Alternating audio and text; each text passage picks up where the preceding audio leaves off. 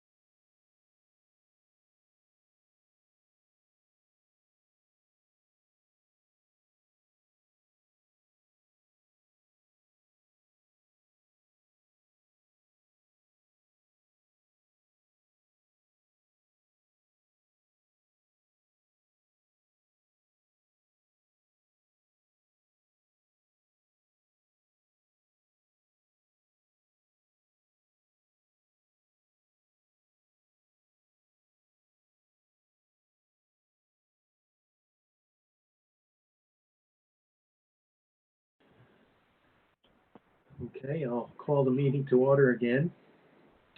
Is Rob with us? Yes, sir. Go ahead, Rob. Good evening, everyone. I have a resolution request to accept the 2020 State Homeland Security Program State Law Enforcement Terrorism Prevention Program grant totaling $85,916 and dispersed in accordance with State Homeland Security and Emergency Services guidelines. There is no match required. Budget requested for 2021 and has been put in the emergency management budget request for 2021. I'll move it. Kippy, I'll move it. Second? I'll second it, Buren. Motion made and seconded. All in favor? Aye. Aye. Hi. Opposed? Okay. I have a request, a local request of the committee to apply for the 2020 Emergency Management Performance Grant. Grant is for $28,228 with a 50% match by the county. Grant is due no later than August 31st, which is the end of the month. Can I ask a quick question? Sure. Is this money that we would have been spending 100% anyway, and now we're just spending 50, or was it an expense that we didn't have before, and now we're adding a 50% expense that we didn't have? No, this grant has always been predominantly up to a 50% match of funds. So we get $28,228, and we have to put in that amount to use the grant. But our 50% is already budgeted for it. It's something we typically do. Correct. Thank you. So we just need a motion on this. It's not a resolution. I'll second. Motion made and seconded. All in favor? Aye. Opposed? Carried. Agency data for July 2020. Call volume for the month of July was 4,268 incoming calls, which is actually a little bit light due to a technical issue with our admin line. For the month of July, we dispatched 1,219 EMS agencies, 364 fire agencies, 1,817 police polls, and 514 public service calls. And that is all I have. I have a question for you, Mr. Lopez. Yes, sir. Can I borrow your grant writer from my town? Just kidding. Thank you. Good job. Wherever you get that money, good job. Keep doing it. Thank you.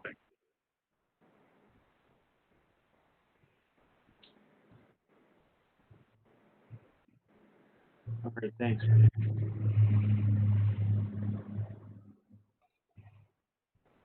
Thanks, Rob.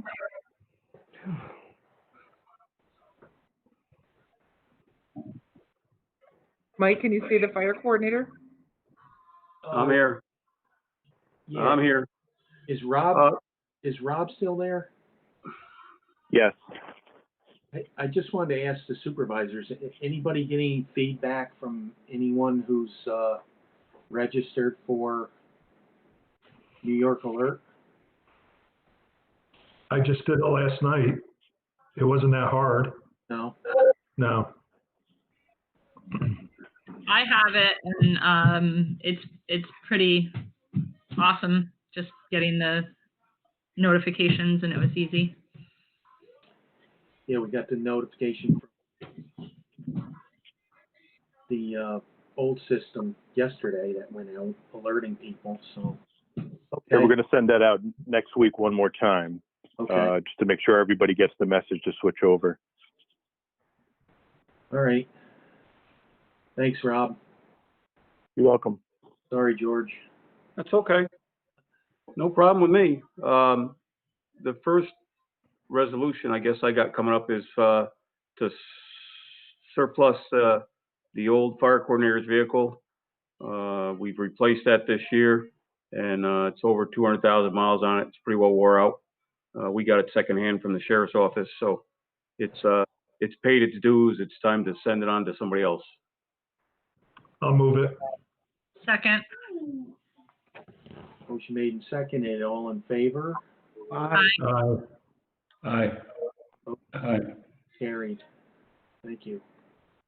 The second resolution request is to accept a bunch of donated equipment. As you all know, we're building out the new Emergency Services Training Center.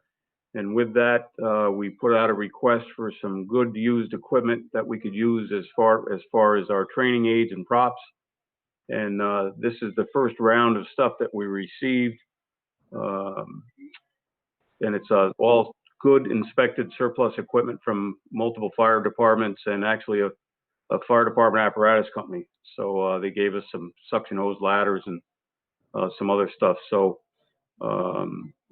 it's a great added bonus and benefit to the training facility, and it's money we didn't have to spend to try to outfit for more hands-on tools to train the firefighters and emergency services. I'll move it. Seconded. Motion made and seconded. All in favor? Aye. Opposed? Carried. That's all I got, except for invite to try to get the committee out to the new training facility so you can see it.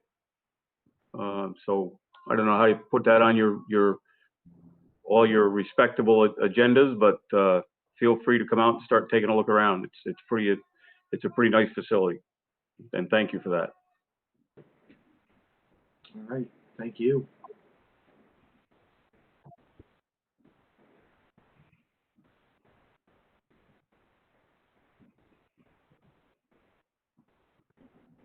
Chairman, can you see the next is the sheriff? Is the sheriff here or anybody from the? He is. Yeah, I'm here, Mr. Chairman. All righty. Take it away.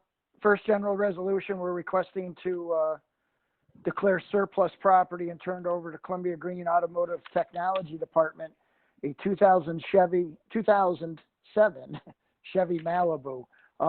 It's pretty old, it's pretty beat, and it's no longer good to drive around. So the young men and women down there at the technology department can tinker on it and check out the different things that are wrong with it. We've done this in the past. It's a great working relationship with them. I'll move it. Second. Okay. Motion made and seconded. All in favor? Aye. Opposed? Carried. Second is personnel resolution request. My captain is retiring on the law enforcement side. Tentatively the 23rd, it looks like is going to be around his last day of October. And so I'm requesting to fill his vacancy and any vacancies that will follow underneath, because it's a domino effect from an in-house promotion. Can you explain what that means? What other vacancies would be filled? So basically the captain it would come down to possibly a lieutenant or a first sergeant or a sergeant, may get the captain spot. And then you would have to fill the sergeant or the first sergeant or the lieutenant's position with either a sergeant or a deputy. And if it was a sergeant, then it would have to be filled with a deputy. And- So, so how does that play out at the end of the day? What does that mean? We'd be hiring a new deputy at the end of the day? You would be hiring a new deputy, but it's all budgeted and approved. It'd be to fill an existing position. Correct. And it's promotional, so It's it not, would have to be internal promotions, and then at the end of the line somewhere, depending on who Right. promotes, there'll be a vacancy. Yeah. Mhm. I'll move it, restats. Seconded, Fury. Sheriff Bartlett, can I ask a quick question? I think you definitely alluded to it. I just want to clarify, this is not jail staffing where we're overstaffed. This is on the other side where we are not looking to get rid of positions, correct? Correct. This is the law enforcement side. This is the police officers. Thank you.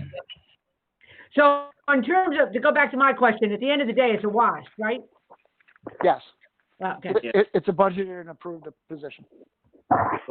that's why, anything like this, that's why they refer to it as backfilling. So it's not creating a new position, but once somebody moves up, somebody then backfills their position, Right. then backfills their position. Right. Well, and at the end of the day, it's a budget savings because each person who's moving up is going to make less than the person who was there that moved up before them because they haven't been in that position the same amount of time. So on each position, you could be saving, you know, a little bit of longevity pay. You're 100% right on that. Correct. Okay. So we have a motion and a second. We do. All in favor? Aye. Aye. Aye. Opposed? Carried. Thank you. The next personnel resolution is I'm requesting to take 2 of my per diem deputy sheriffs that currently are working at $19.50 an hour and make them part-time deputy sheriffs. This is a civil service appointment.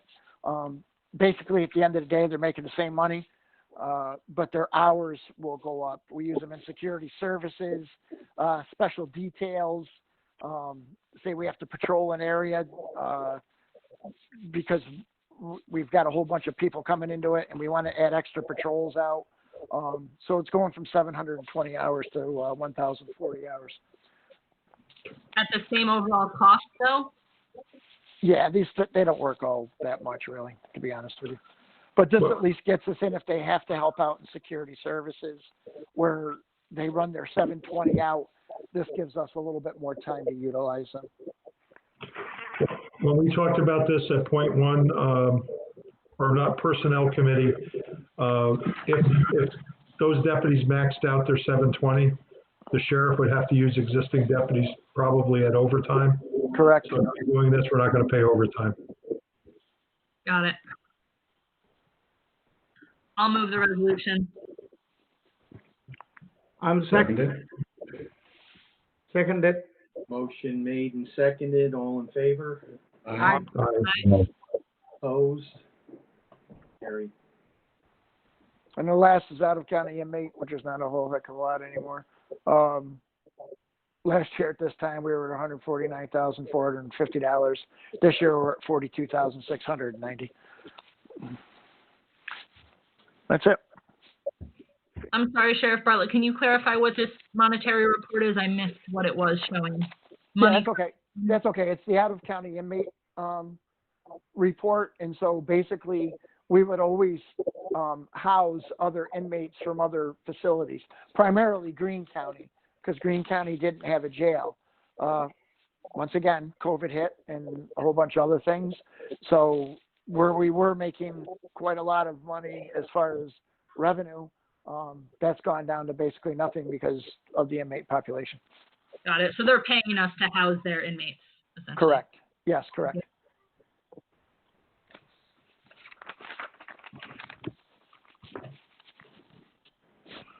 Okay, anything else? Thank you, Sheriff. Thank you, Sheriff.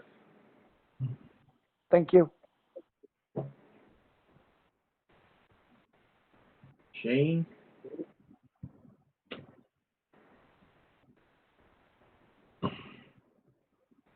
Shane is on. Shane, you have to unmute yourself. Can you hear me? Yes. Okay. See you too. Good afternoon, everyone. So I have two proposed resolutions and some reports for the committee today. First resolution, I'm asking the committee to grant permission to the chairman of the board, supervisors, to sign the yearly contract with the New York State Defenders Association for a case management system utilized by the Columbia County Public Defender's Office. This case management system is used by the office to, it's our database, keep records, create files for people that apply for representation. We also use it to check on whether or not we have a conflict as far as being able to represent an individual. And it also is used to produce yearly reports that we need to submit to the state in regards to ILS reimbursement and in regards to that program. So that's the first resolution that I'm requesting. How much is the contract? $8,000. Okay, it's the same contract that we've had in the past? It is, and I discussed that with Barb to make sure that thing verified last. Okay, I'll move it. I'll second. Thank you. Been made, seconded, all in favor? Aye. Opposed? Carried. And then secondly, resolution requesting that the committee give permission to the chairman of the board to sign an amendment to the Hurl Herring reform for year 2 of the budget. And by doing this, authorizes us to submit to ILS for reimbursement of costs that we've already incurred in year 2 of the Hurl Herring reform contract. I'll move it. Can I just ask a question? Is this in addition to the grant? This is separate from the grant that we got? No, this is the contract for year 2. This is the grant that we already have. That's already we've already been paying towards, and now we're looking for reimbursement. Okay, I'll second it. Motion made and seconded, all in favor? Aye. Opposed? Carried. Okay, and then wanting to report in regards to number of applications in the month of July 2020. This year, or this month of this year, there's 102 applications. Again, numbers are still down from the previous 2 years due to COVID and the effect on the court systems. County court is up and running now, but because of different restrictions on how many cases they can hear, we're still not back to full operations, but we're coming back online. I think this week, the last of the local courts are beginning to open up, and that's where we get a large portion of applications actually filled out in court. But we are up from the previous months, so we're coming back online. We have 102 applications this month, 63 cases closed, active caseload of a little over 1,500 cases. Again, that's due to the backlog of courts not being open and just beginning to reopen after several months being closed. As far as the CAFA arraignments, they're listed on the page, the date, time, court, and the CAFA attorney that did it. We had 21 CAFA arraignments in the month of July, and daytime arraignments by my staff here at the office, Public Defender's Office, again, is listed date, time, court, and the attorney that did it for my office, and we had 51 of those. Again, those numbers are normally higher than that, but again, courts, again, coming online, we're starting to see an increase, obviously, from next to nothing in the previous 3 months. And if I had any, if the committee has any questions, I'd be happy to answer any questions.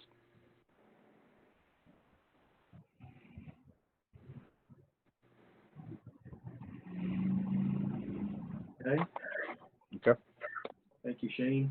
Thank you very much. Thank you. Okay, anybody motion to adjourn? I'll make it. Motion to adjourn. Seconded. All in favor? Aye. Aye. Hey, thanks all for the long day. That was longer than Fun-filled, isn't it? board meetings, Nice right? spending time with all of you. Can't say it hadn't been grand. See you Good next to time. see you all. Nice. Take care. All right.